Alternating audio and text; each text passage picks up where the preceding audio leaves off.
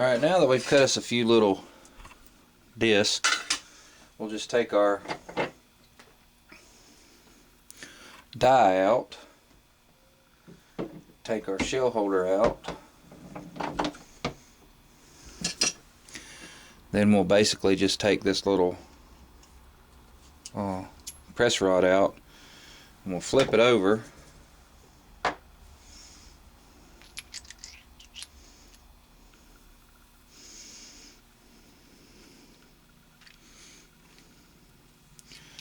Basically, you have it still with the big end going up. You'll just press it till it reaches its dead stop. It's got a little lip in there. Push it all the way up to the dead stop,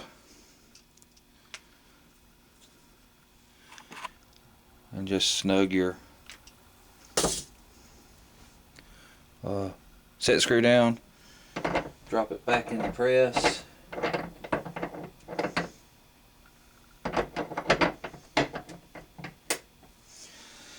Then you take your bottom section, and you want to make sure that this is turned all the way out to where it's not going to interfere with your ejection.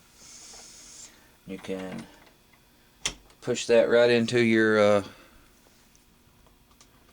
shell holder portion of your press, and then drop the skinny portion. You got a flared in part and then the long part.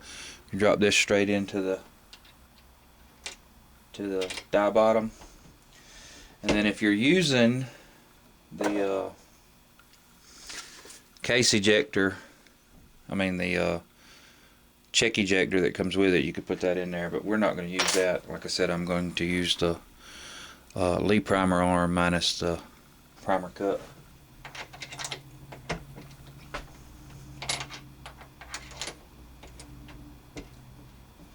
And then basically you just take your disc and drop it down inside the die, but you want to make sure that it's centered inside the little recess. See if I can get a better camera angle of that.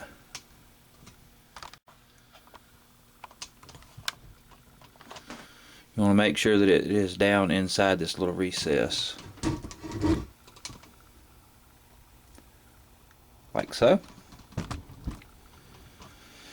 Now, since I'm using the aluminum cans, the aluminum is a lot thinner.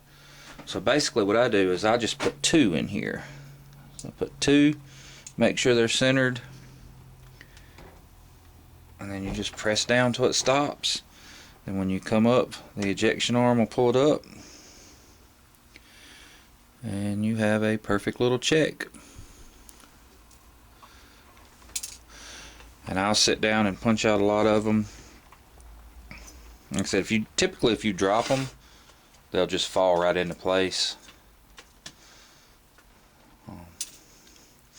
But if not, you might have to adjust them a little bit. Sometimes you can move the press arm up and down, and then they'll drop down into place. Or just tap your finger in there. Sometimes I'll use a pick or something just to line it up in there. And then you just push down. Easy gas check. I think I have a 30 caliber bullet right here.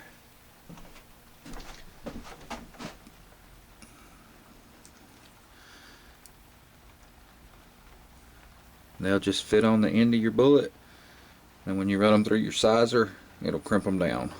And that's pretty much all it is to it, to the gas check die, the Pat Marlin's gas check die.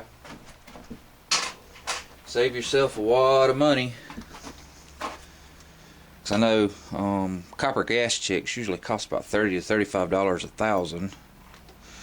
And if you're going to go through all that expense, you might as well just buy jacketed bullets. So